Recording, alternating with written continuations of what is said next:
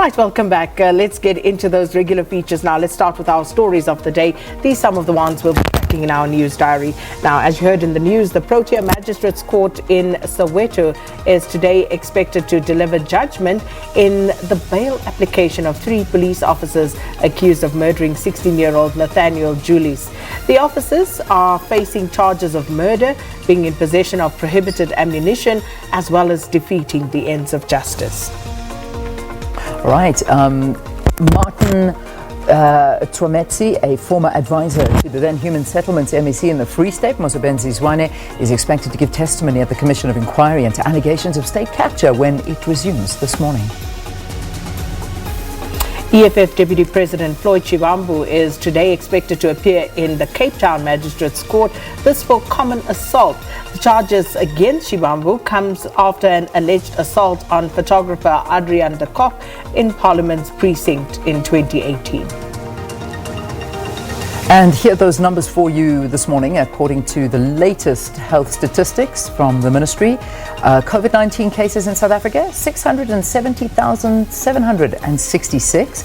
The total number of deaths stands at 16,398. A total of 603,721 people have since recovered. And as we've been reporting this morning, South Africa now at a 90% recovery rate with these numbers that we've been given, which means the active cases in the country, 50,647.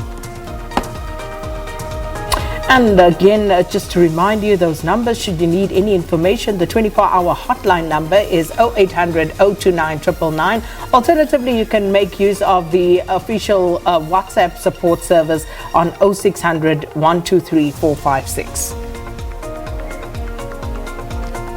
All right, let's break it down for you now, and this is what the Provincial Report looks like. Gauteng, 219,039 total cases. KwaZulu-Natal, 118,731. Western Cape, 110,430. The Eastern Cape, 88,892. The Free State, 46,128. The Northwest, 29,012. Mpumalanga, 27,021. The Northern Cape, 16,243, and Limpopo, 15,270. The total tests conducted to date, 4.14 million. So that's what we're sitting on right now. All right, let's move on to our question of the day now. And this morning we're asking you, what is your reaction to President Cyril Ramaphosa having issued Defence Minister Nosiviwe Mapisa-Nqakula with a formal reprimand and docking her salary for 3 months for allowing an ANC delegation to fly to Zimbabwe on a South African Air Force aircraft? What are your views on that? Do let us know at Morning Live SABC. That's our Twitter handle, and you can also use the hashtag Morning Live.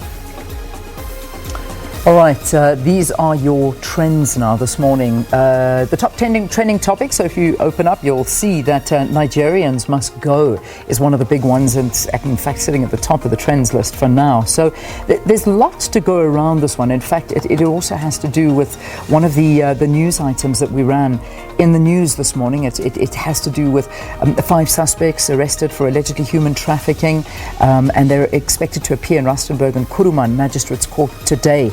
And a lot of people speaking to the fact that these are Nigerian nationals that were behind this. 11 women rescued during a joint police operation, and 5 of the women are from neighboring countries. The women are aged between 20 and 39, and they were being used as prostitutes after being lured with a promise of employment. And people are not happy about that. But together with this trend, you still get the article that came out talking to, I think it was a Daily Maverick one, saying xenophobic Twitter campaigns orchestrated by a former South African soldier. So there's also that rumbling around in terms of the xenophobia, but there is the reality of what is going on as well in terms of this particular story and others. It is very concerning, Leanne. I think I've mentioned this before.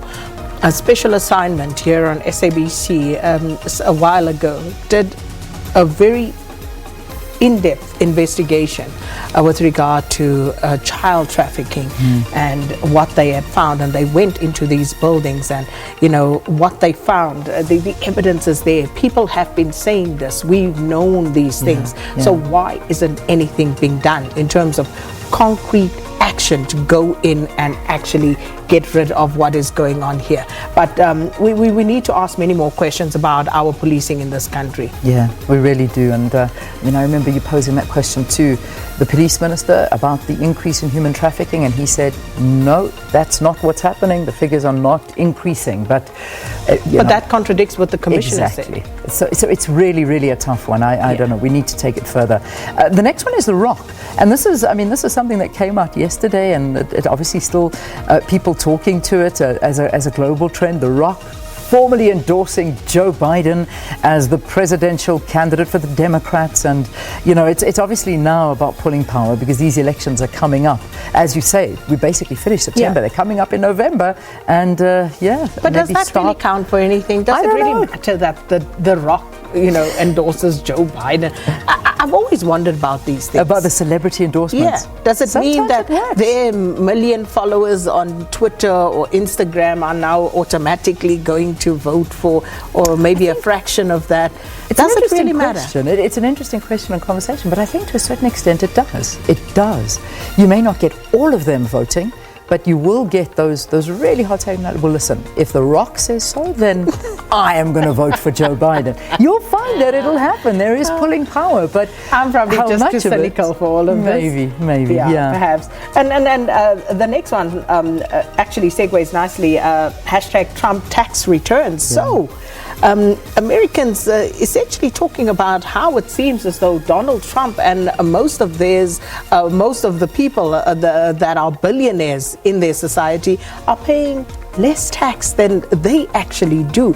Donald Trump, interestingly, the New York Times, they went in to look at 2 decades worth of tax returns from Donald Trump. Yeah. And it would seem as though what they found is the 1 year, I think, of his presidency, he paid $750. Then there's another year about, this is what I'm picking up as I go along. Wow. So it's absolutely ridiculous. But Donald Trump, as you know, has been fighting tooth and nail to have his tax records sealed, to keep them sealed. So it would seem as though he's not really paying any tax. He racks up, he owns all of these millions, hundreds of millions of dollars worth of assets, but then he manages to find losses to offset all of that and pays virtually no tax, it would seem. And it would seem this is what is coming out of some of these records that are being revealed. Goodness gracious. Okay, well, there you go. In fact, Messi, let's leave Messi, because I can see Valence sitting there waiting for us to link to her for sports news, and I'm sure it's in there. I'm sure it's in the sports bulletin. Whenever something happens with Messi, Ronaldo is trending as well, and everybody else. What's the other guy's name you were telling me that's also now trending? Fati's also trending. So all of these guys are trending, and it's got to do with sports. So we're not going to talk about it. Valence with us this morning.